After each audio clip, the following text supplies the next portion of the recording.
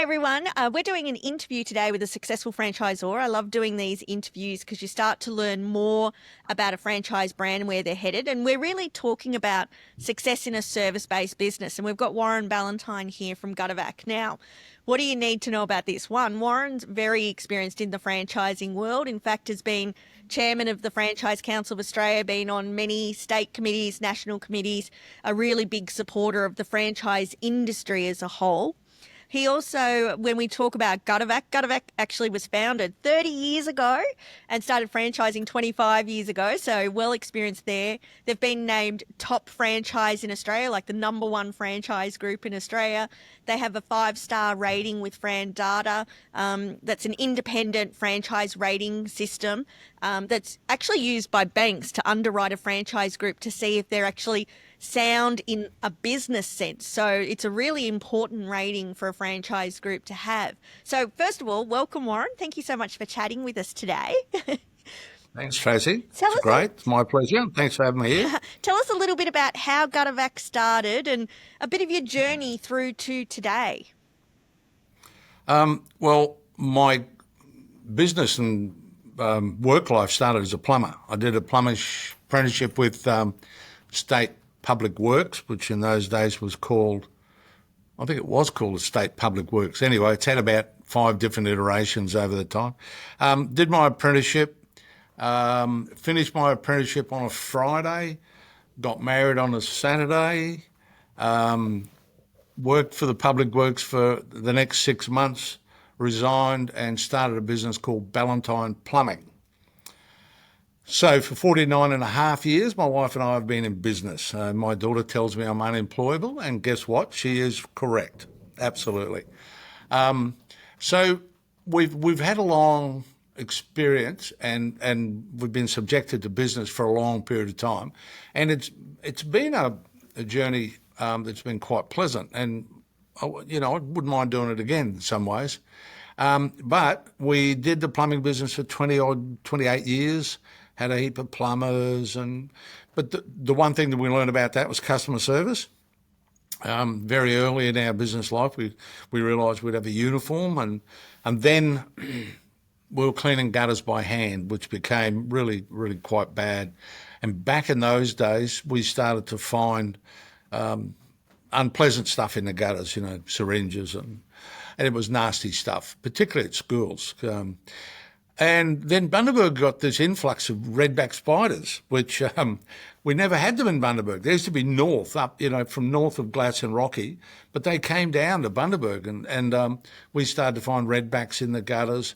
We also had the whole HIV thing started, Hep B, Hep A, Hep C, and that all started. So it was a bit of a nightmare for a few years. I went home one day, we're having a barbecue.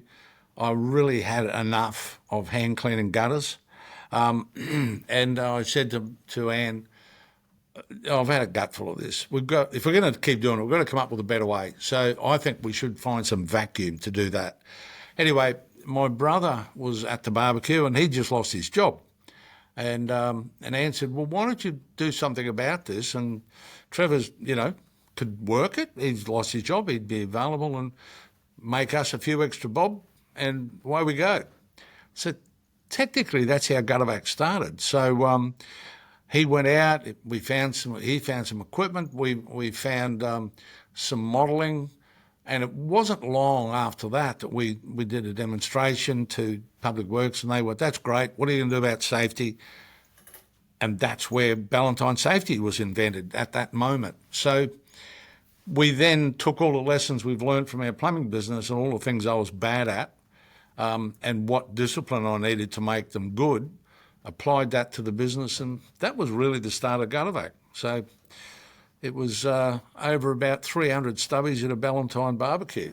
I think that's the case with most great Australian businesses. Usually they were founded at a barbecue over a beer and finding that need and finding a solution to it.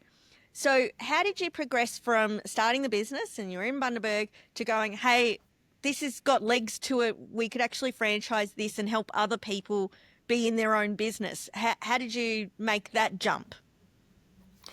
So my first initial epiphany on that was Ballantyne plumbing is never going to be worth anything. The day will come where I'll just keep plumbing and I'll sell the business to who? No one. No one's going to buy Warren Ballantyne plumbing because it's him.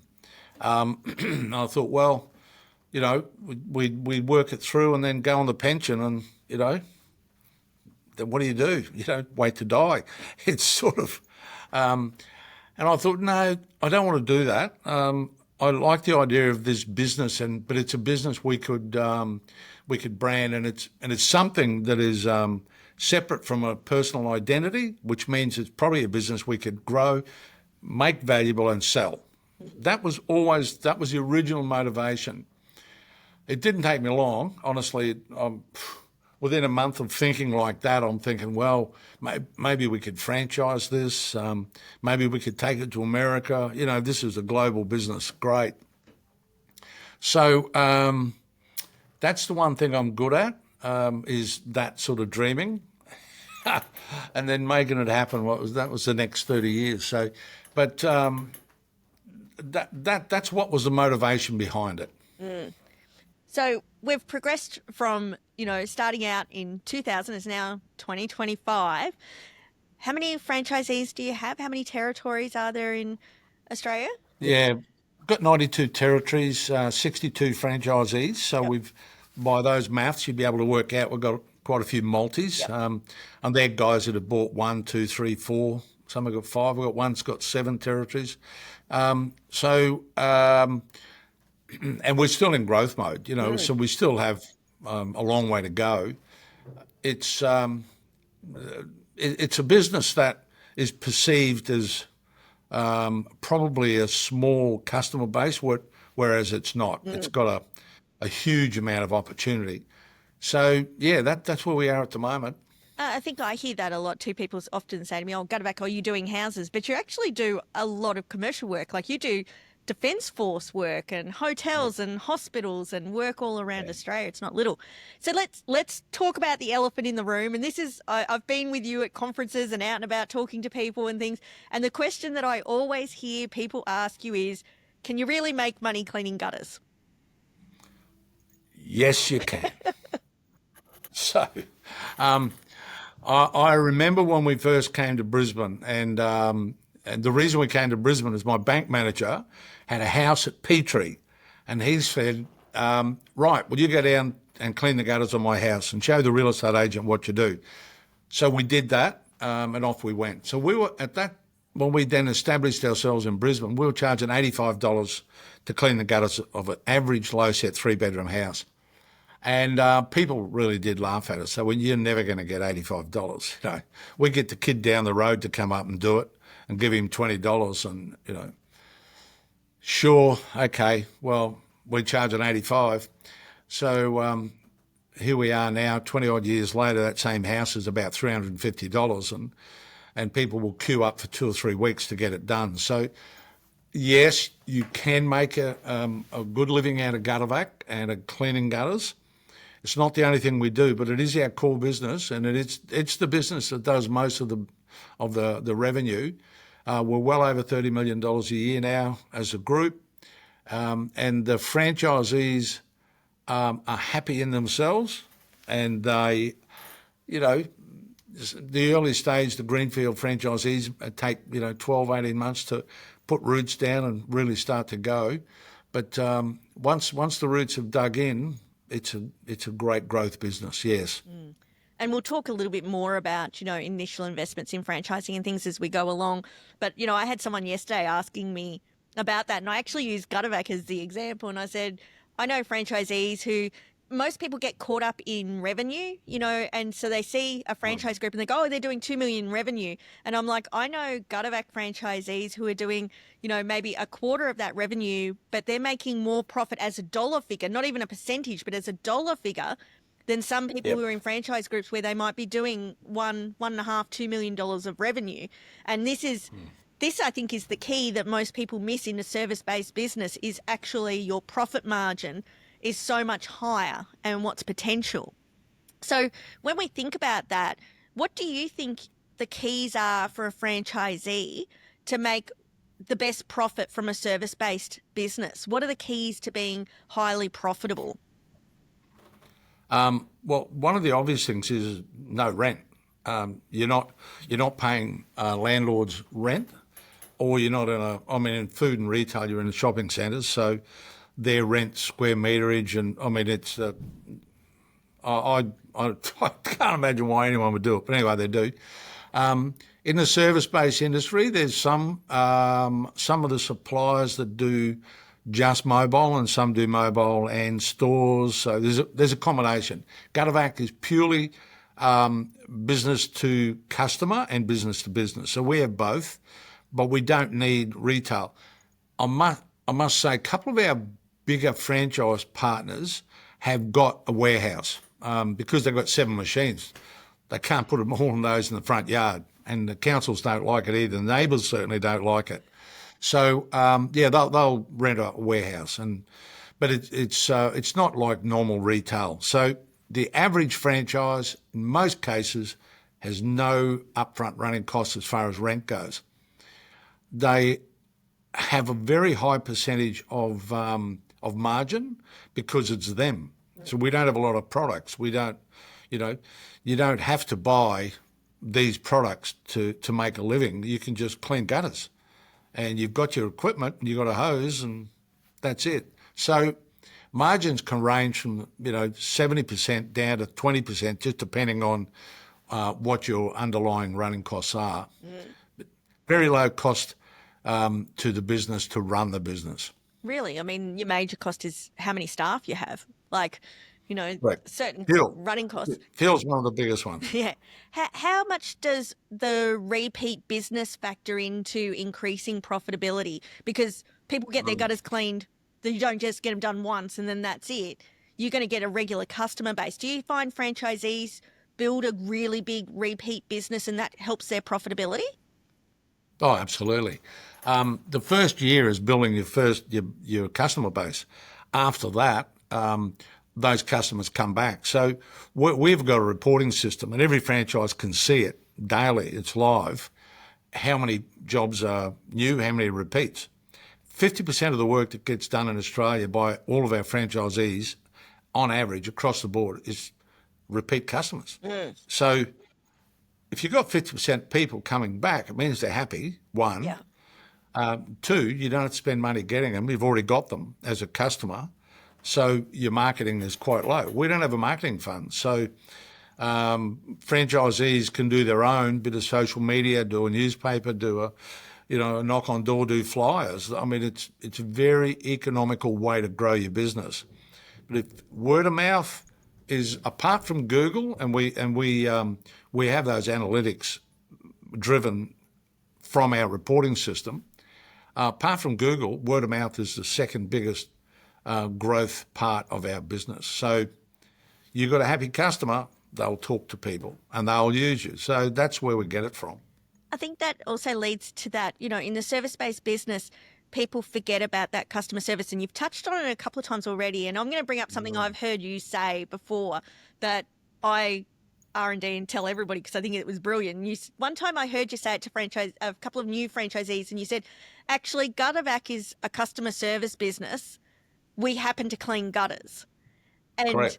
As you just said, having that impact of customer service, what that actually does to your profitability. And I think that's the key for anyone in a service-based business is if you can bring great customer service, you can have major success. Is that something you've noticed, like franchisees who provide really great customer service, that their profitability is more?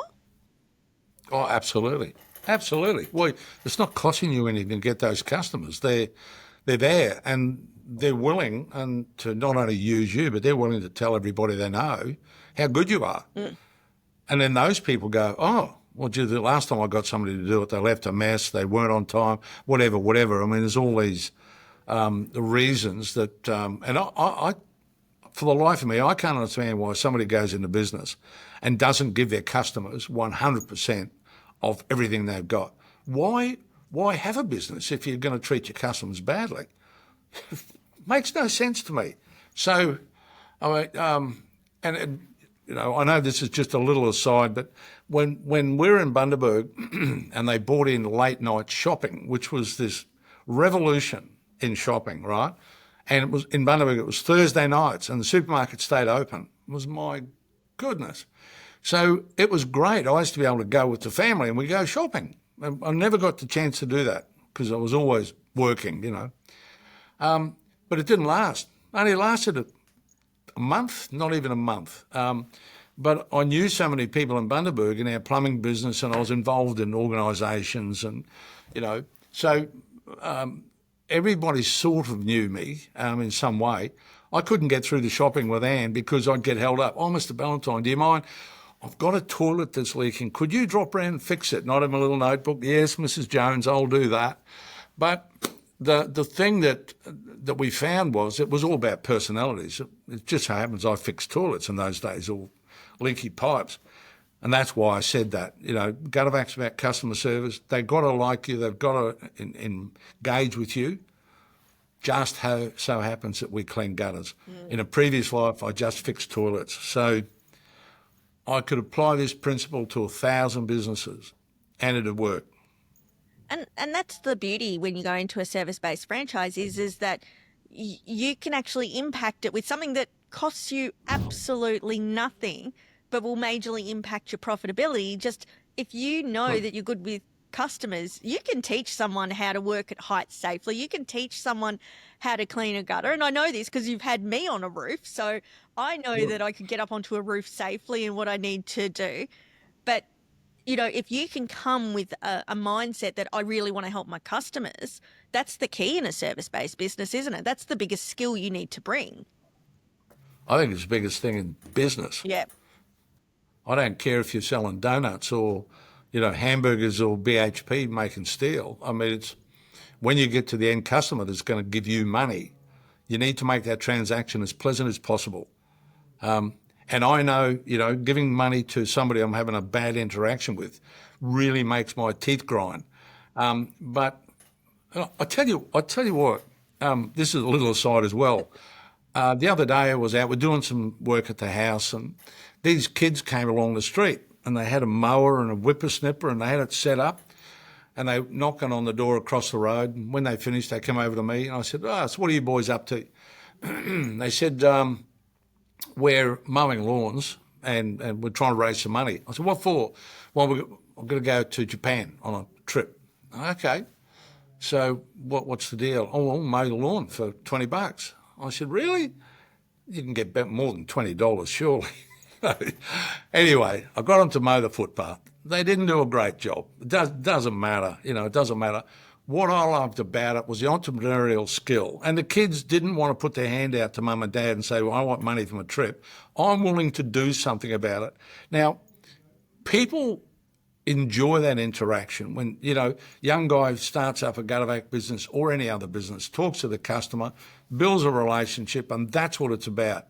So as it turned out, the kids finished and I gave him $30 and said, and he looked at me and went, really? I said, man, you deserve every cent. Now off you go and hope enjoy your trip. But I always found that interaction with my customers as a plumber and in Gutter-Vac when I was in the early days dealing with customers. That's what it's about. It's about that relationship that they want to do business with you. And you know what? They're happy to give you money. What a great interaction that is. Yeah. So in franchising, when people think franchising, they immediately usually think of like fast food, QSR business, quick service restaurants, and they overlook the power of a service-based franchise business. So in your experience, what types of people do well in a service-based franchise group? Do they have common traits? I think the one thing is they've got to enjoy other people. If they can't interact with other people, then no service. Well, I don't know what business they're suited to. Probably, the back end of a company doing the paperwork maybe. But the trait that we've got is that people do have a pleasant nature. They have a willingness to interact and listen to people. So they're problem solvers. So, Mrs. Jones rings up and says, I want my gutters cleaned. One of the questions that we do in training is, well, why? Why do you need them clean? What's happening? Well, my gutters are overflowing. I've got this. Oh, okay. Let's see if we can help you with that problem. So it's, that's the trait that we see, and they are certainly the most comfortable. Something I'm going to do a little aside, something that I've noticed about a lot of your franchisees, lots of really great people in Gutter-Vac, and I think like attracts like where you start to attract it. But something I've noticed, and it's something that's coming across in society today now too, is that we've all been given a bit of a lie over the years, go to school, get good grades, get a good job, and you'll be set.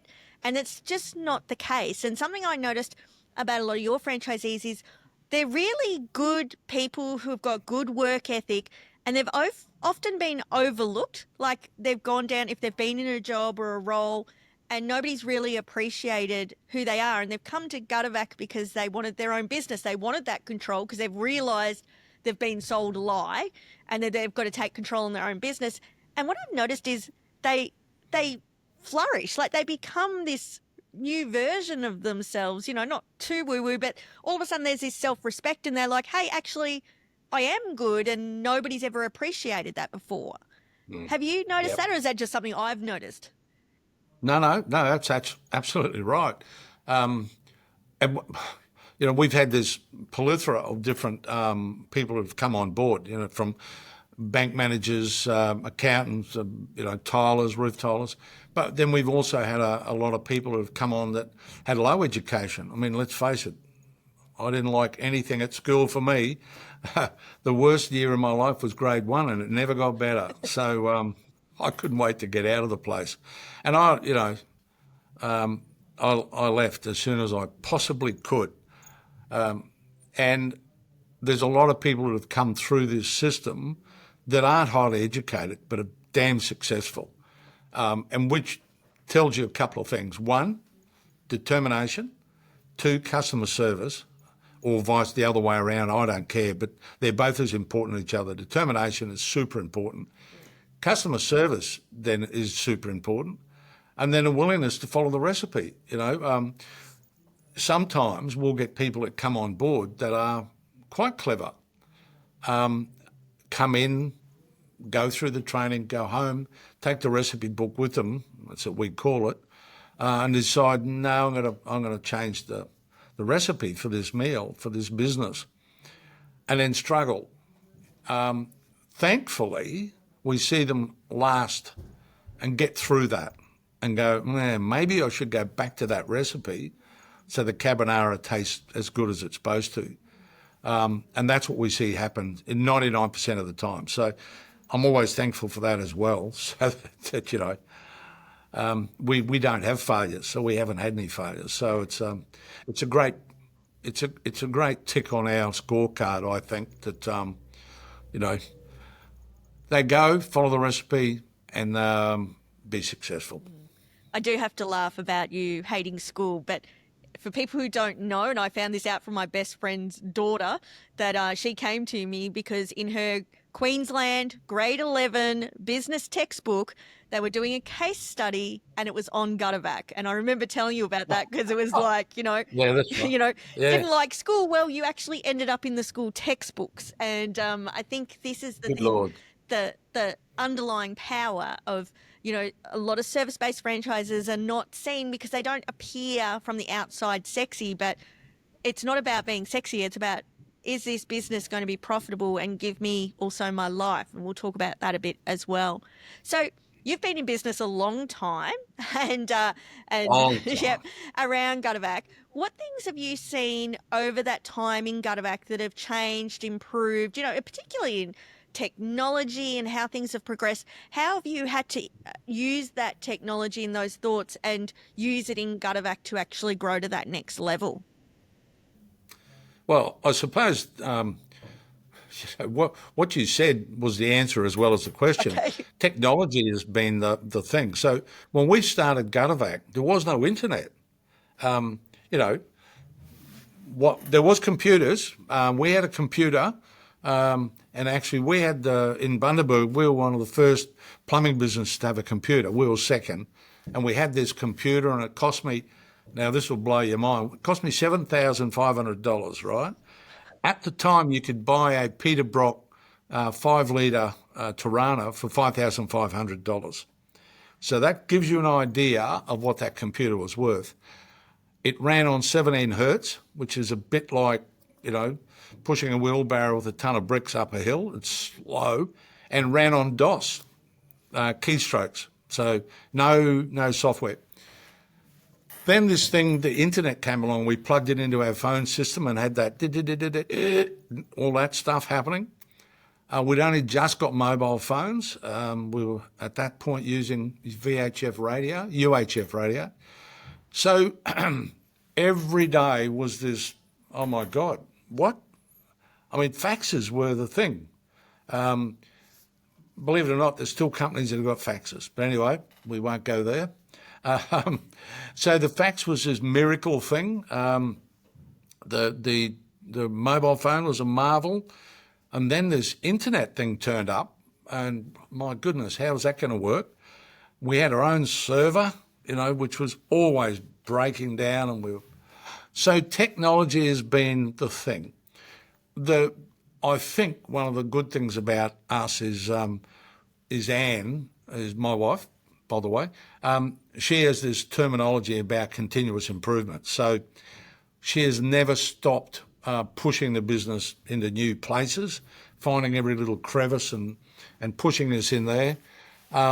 Because we didn't have a marketing fund, it's always been interesting to see how we market. But because this business is a word-of-mouth business, and really go to your local barbecue or, talk to people.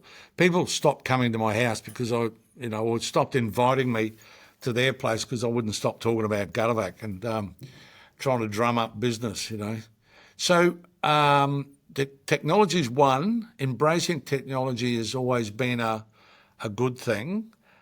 But here we are doing a podcast, the first one I've ever done. I'm 71 years old this year, and the business has been going for 25 years. We started it in 1995, and this is the first podcast. So, we're not afraid of learning, Trace. It's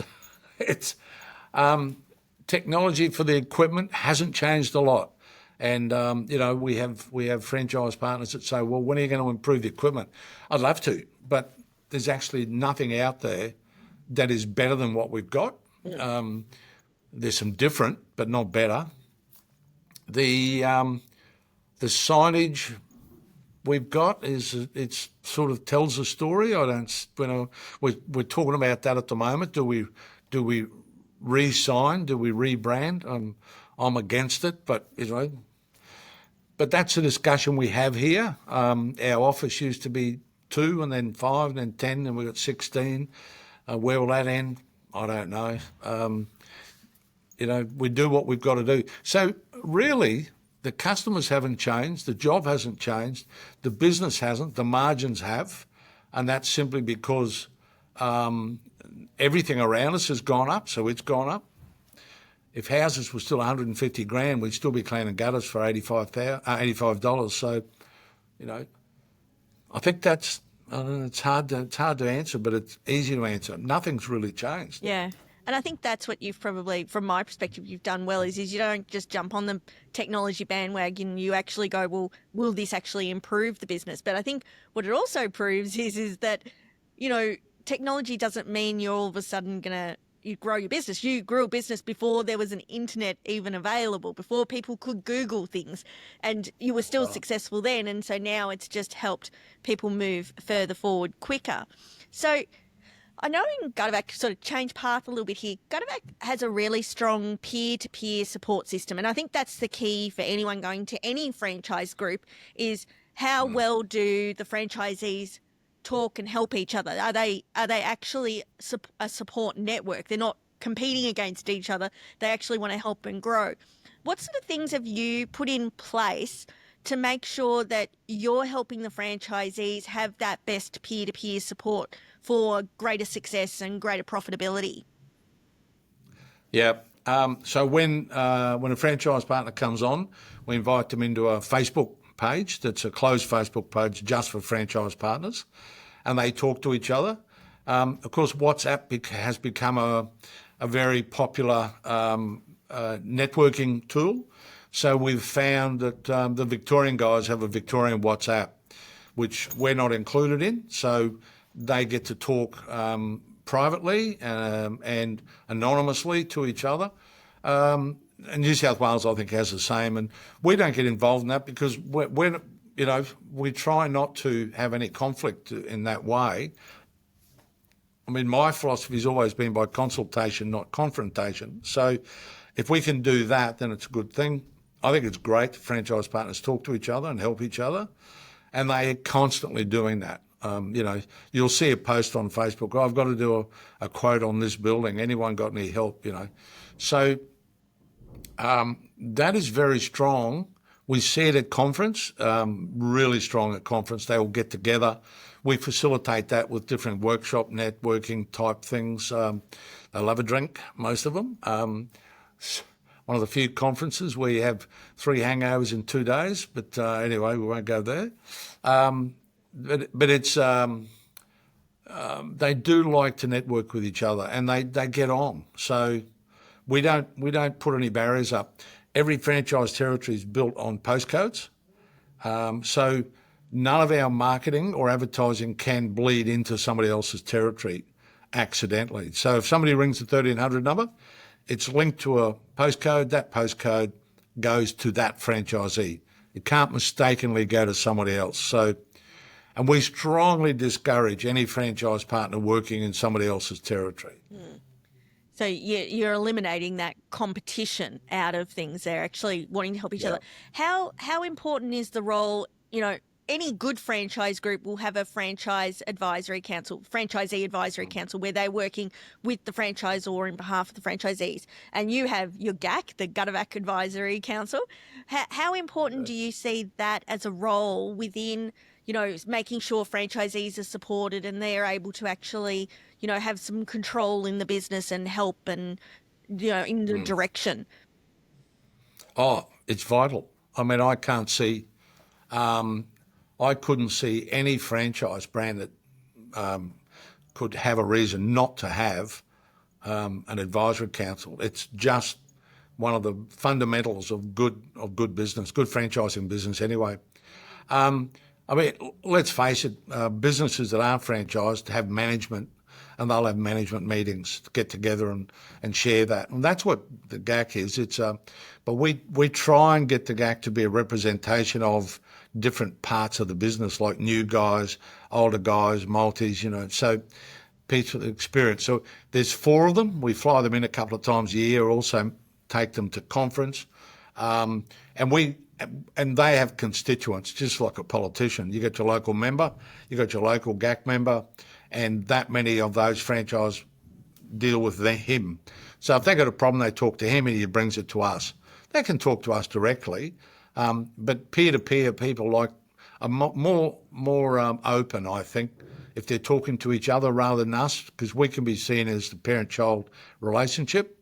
And we try not to do that, but that is what we're sometimes perceived as. So the GAC is really important for communication. Yep. So, and the GAC is not voted by us; it's voted by the franchise partners. So we have an election, and they're voted on. And we have 2 on, and then next year 2 are replaced, and each year 2 are replaced. So we've always got somebody on GAC that's got experience. It's really important, isn't it? Very. When you think about business, and you're proof of this, business is a marathon. It's not a sprint. And in franchising, it's really important if you're looking for something that you're going to invest in, because most franchisees, when they're joining a franchise group, this is about their future, their retirement, providing for their family today. it's really important. Longevity is one of those things that's proof of a brand working, that it can work over many years. And as we talked about earlier with technology changes, that it continues to work. And it's something that I believe people should look at when they're looking to join a franchise, to look for that longevity. Now, the funny thing is you've now got some what I'd call second generation franchisees, right? Oh, yeah, the kids have taken over. Ha, yeah, we have. We've got some 20, they've been in there 20 years. And so we've got some Maltese that have been in for a long time, selling off, parts of the farm, different paddocks, but keeping a home farm. And their son, at this stage, there's no daughters, it's all sons. So the sons are taking over one of the territories, and they're getting mentored by the parents to go into business, and they're going to run the business. So, yeah, we got quite a few of those that have taken over or worked in the business with dad and mum. That has its own challenges, and like all, particularly fathers and sons, it's yeah, if you send them off with the other guys, don't take them out to work with you because it doesn't always work well. And then they'll take over territory. So we've got currently one, two, three. We've got three or four, we got four currently I think you've got in the process. 4, 5. Yeah, four father sons, and they were all Maltese. So they've sold off part of the farm and kept the home paddock. So And that's a big thing. sorry about the analogies. No, that's good. I love analogies. The thing that I always think about is I grew up with my parents in business, is the inside story. You see when you see the bad days, it's not like you're coming in and buying it. And so for kids to actually take over a parent's business, that says a lot more to me, because they actually know warts and all what's going on. But the funny thing is you don't just have kids of them taking over. You've actually got like 4 or 5 people who were staff who have bought the franchise off someone when they're ready to retire. And so, it's a different second generation, but they're employees who have then bought the business. You've got a few of those as well, haven't you? Oh, absolutely. Yeah, we've got one just took over, and she was in the business for 7 years as a admin, and then bought the business. It's and then we've got another guy at the moment who's been working for a franchise partner for 5 years. He takes over in October. He's buying 2 of his territories. So, yeah, we've got a few, and we've had a couple of big transactions as well. So we just had $1 million transaction, which was extraordinary, but fantastic. So yeah, we've got a range of transactions that are from 200 to $1 million, and it's all about effort. If the effort's been put in and the assets there, no one's going to buy a business for $1 million if it's not worth it. Yeah. So yeah. So when we go back to one of your first questions, can you make money out of gutter cleaning? Yep. And I just did a quick add up in my head. You said you've got 62 franchisees in 90 plus territories. When we just added that up, between kids taking over and employees buying that business, that's probably more than 10. We're talking 10 to 15% of your network has actually come from seeing it firsthand. And to me, that's a big indicator, because, as I said, they know exactly what's happening. They know the good, the bad, the ugly, the fantastic. But the biggest thing, and I've trained a few of them taking over, they're like, well, I can make more money in the Gutter-Vac business than I can elsewhere else. So it seems kind of crazy not to take over. I know what it's going to take to keep building it. And the exciting thing is they always come in and go, oh yeah, I can do it better. We're going to grow it to the next level. So even selling them, like I know you had recently had a multi-unit sell, for $1 million. Like there was still growth in that business. It hasn't topped out. Not at all. It's already grown. Yeah. So let's talk about that return on investment a little bit. I'm a believer that a good franchise business will mean that in your first franchise term, so anyone listening, you sign up for a franchise term, usually it's around about 5 years. that in that time, not only will you make enough profit for your family to live and survive and, hopefully have some extra good stuff as well, but you should also be making enough extra profit as well that you can pay back that initial franchise capital investment in the first term, which basically means if you sign on for a second term in your franchise, your business has already paid itself back. So in effect, you've almost got a free business.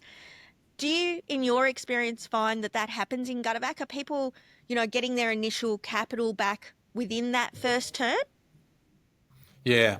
Well, they use the acronym, initialism, ROI, so return on investment. We, in ours, depend on what people buy. If they buy a greenfield, they can get an ROI before the end of their second year. So that's a great return, which means they get 2.5 years of profit they can keep that they were using to pay back debt. For a transfer, usually 3 years, they get an ROI. And we find most franchise partners renew at 5 years, and then at 7 years, they'll start to think about moving on. That's clever. And we've got a guy right now that's decided he wants to sell in 2028. So, see, that's really smart. Yeah. That's really smart. And he's 2.5 years. He's going to start now. So we'll set it up. And over the next 2.5 years, if somebody pops along that says, I want to buy, he'll sell. But he's not going to wait, and say, well, look, I want to sell. I've decided I want to sell next week. Let's do it. And then at the end of next week, say, how come we haven't sold it? Come on. So planning, estate planning, like you do with your life, business planning is super important. I think, Tracy, we would agree that everybody that comes on, buys a business, the day they buy it, they should start to plan to sell it. Yeah. And, that if you're going to buy shares, you buy shares for asset, but you also buy them when they go up, you sell them. That's what it is. And business is no different. So I highly recommend people, when they look at it, sometimes you get a queer reaction to that where people sort of think you're trying to push them out. It's not the case at all. It's just good planning, and, people said to me, well, when are you going to sell it? I haven't thought about that yet. So I don't know what you'd do. What would you do? You love being involved and doing things like you. I don't know if you could particularly retire and sit around and do nothing, or you'd need a great big shed to tinker in. Well, beginning of the year, we sat down and decided I'll have Wednesdays off. Right, that's Anne has Fridays off, and I'll have Wednesdays off, and. So where are we now? We're the 15th of May. I've had one Wednesday off so far, and I had that off because I had some jobs I wanted to do at home. So I did those jobs and came to work next day satisfied. I don't know. And that is, the word retirement freaks me out a bit. I've my whole life I've always worked. I'd worked when I was a plumber. I'd do that, come home and renovate a house or build a house, and weekends do more about the house or be involved with the kids' sport. And that's the other magic. I've never missed I never missed a football match that Stuart played. I've never missed a dance of Stedford that Gillian played, even though it would have been nice to miss some of those. But she did a great job. And then speech and drama. Both Stuart and Gillian did speech and drama, and we went to every one of those. I don't know why, but we did. And but I always felt that was a privilege I had because I worked for myself. I could schedule when I didn't want to work. I wasn't lazy. I didn't do that, even though there was plenty of times I scheduled off to go and play golf, or go fishing, or go on holidays or something. But I could do it without affecting our revenue and our business. And never let a customer down. Yeah. So that's how we managed our life. And that's something you've instilled into your franchisees as well, is that they're not there just to work all the time and just have a business. Like a lot of Gutter-Vac franchisees seem to have a very good lifestyle as well attached to it. Is that something that you see? Absolutely. Well, we say to them, don't do your numbers on anything more than 40 weeks a year. Because the simple fact is there's 12 weeks a year that you won't work, and that's Christmas and Easter and your birthday, or, rainy days, and there's times you want to have off. So do all your modelling on 40 weeks. Now, if everyone could have 12 weeks a year off, that'd be all right, wouldn't it? Yeah. 3 months a year off. Well, but it's a fact, and there's no use doing your numbers and modelling on 52 weeks a year because it just won't happen. And I say, complain, work, I just work.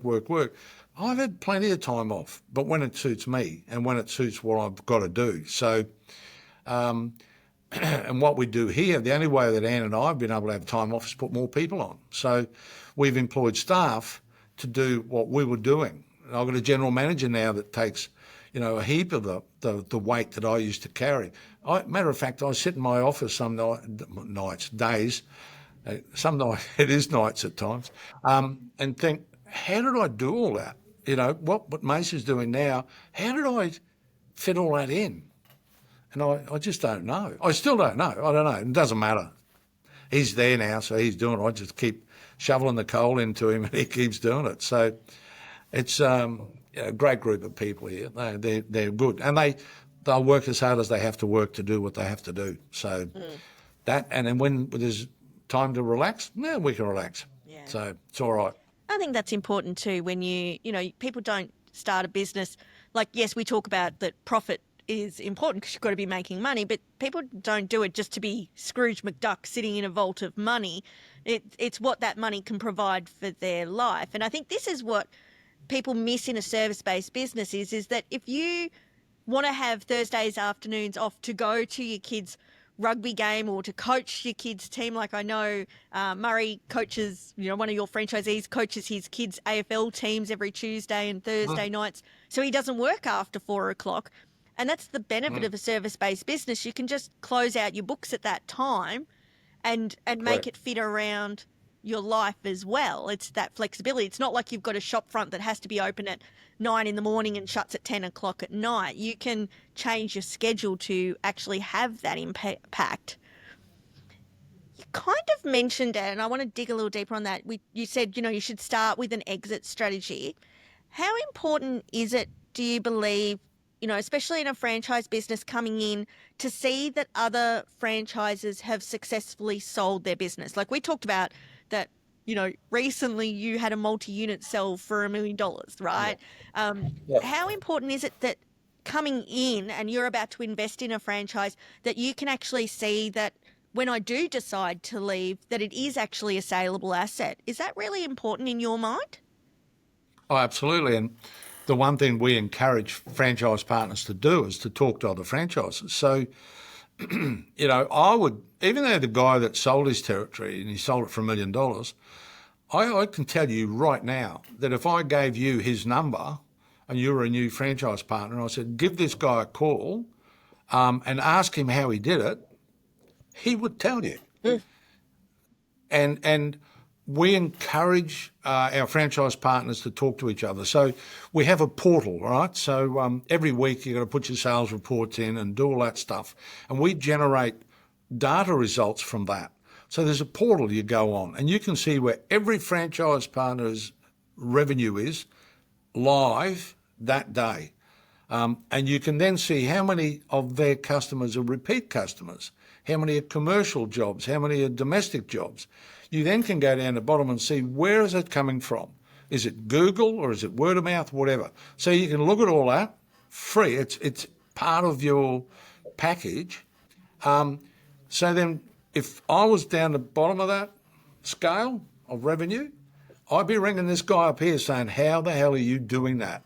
What are you doing to get there?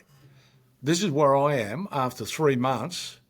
That's where you are after 7 years. So what were you doing at 3 months? How did you get there? To me, that would be my inquisitive and I'd want to achieve. So I don't like to reinvent the wheel. So if I could talk to somebody and shortcut going from there to there, quick time, low cost, because I've also got Scottish blood, I don't like,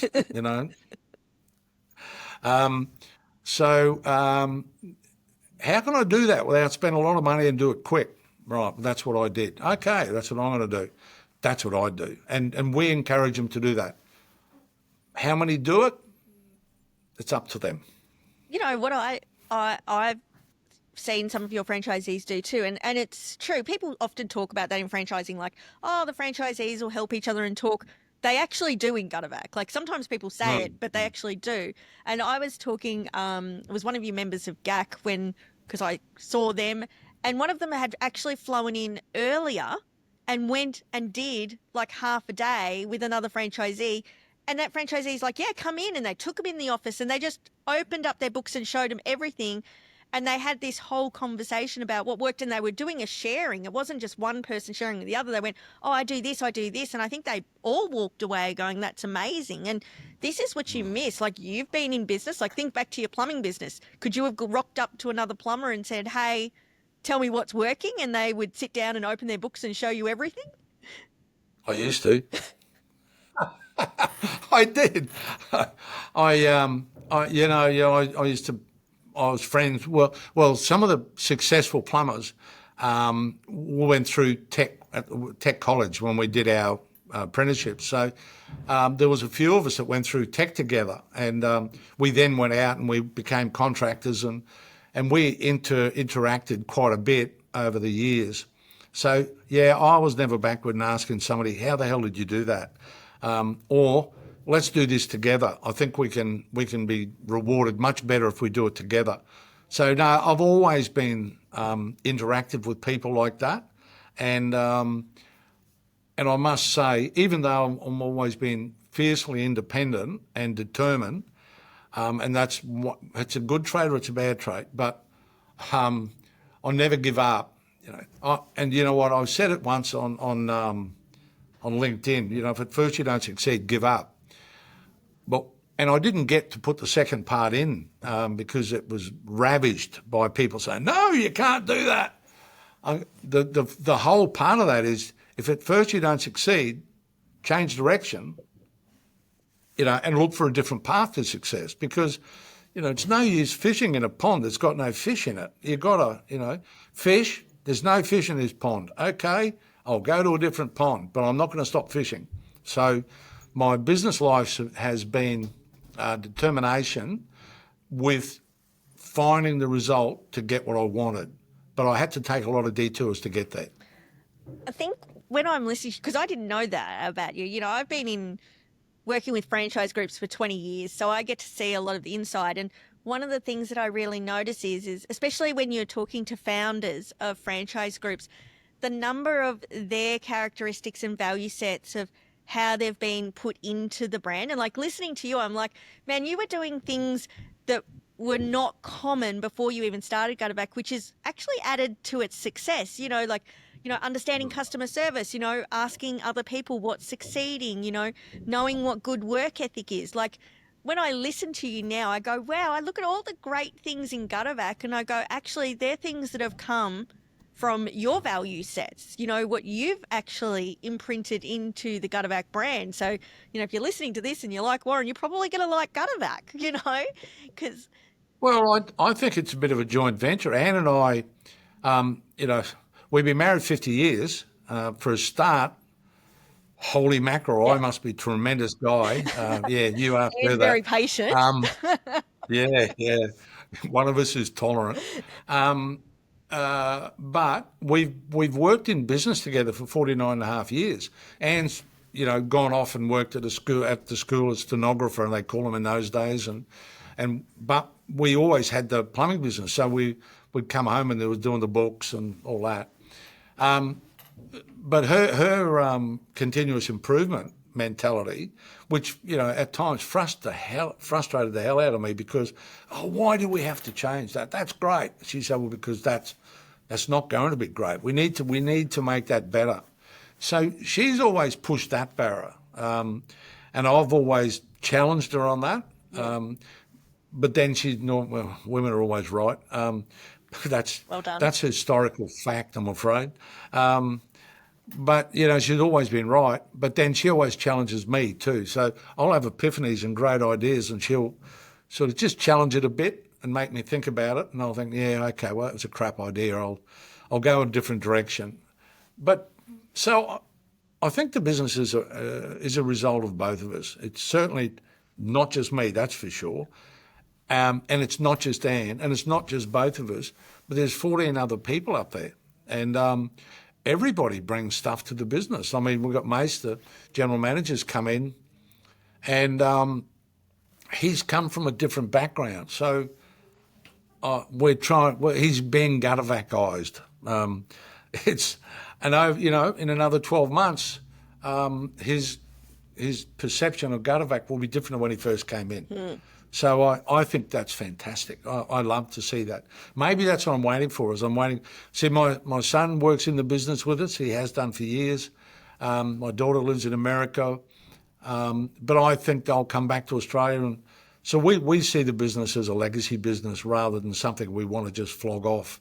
And I see the family staying in it. And if that's the case, then the family values will stay. Yeah, absolutely.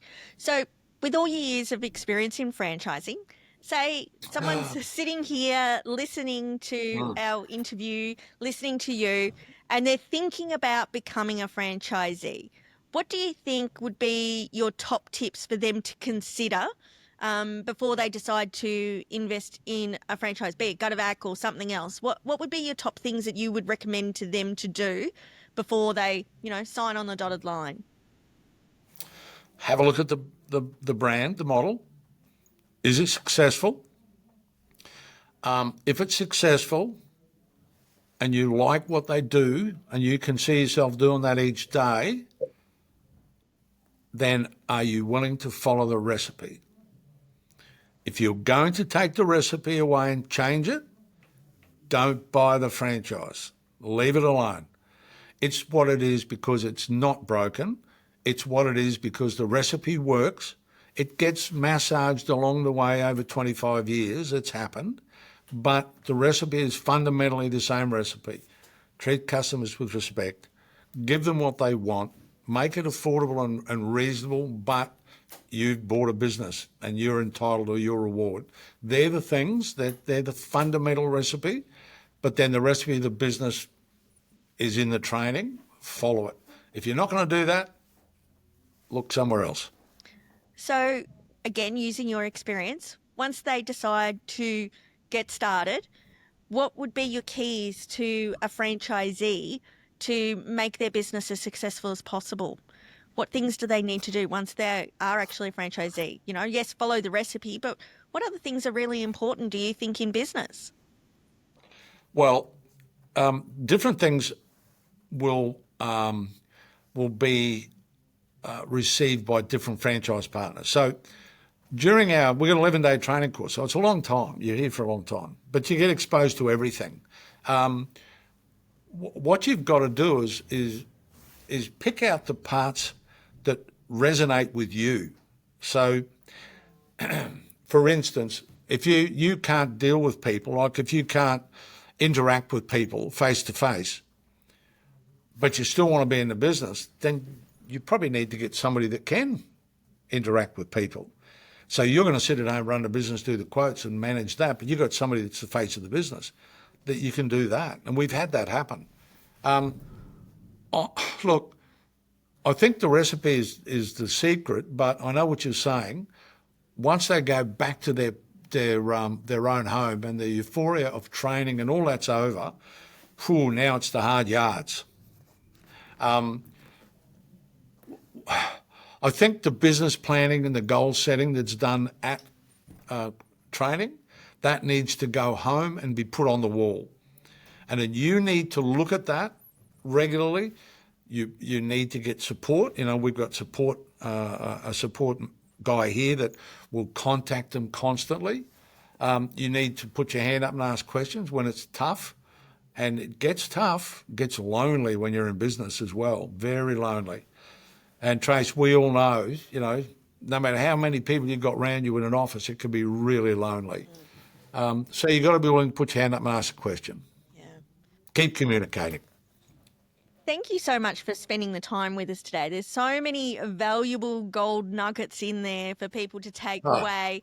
The thing that I love most is that, yes, you can make money cleaning gutters. And I think, people forget how much you can actually make and that it's not just, residential houses. There's big commercial contracts and it's a proven system. And 25 years of franchising, 30 years in business.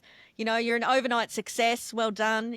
But what I think Gutter-Vac is a demonstration of is a good Australian business. It was created out of a need, at a barbecue over a beer, and the whole way through, you've just used values of, being good to our customers, showing good customer service, being good to your franchisees, and creating a community of people who can all succeed together. And there's many people's lives that you have changed through Gutter-Vac. You and Anne putting your money where your mouth was and putting in the hard work and actually helping people have a good Australian-based business that's providing for their families and, in fact, passing it on and having that legacy to their family. So congratulations from me because, you've made... I got one question for you. Yeah.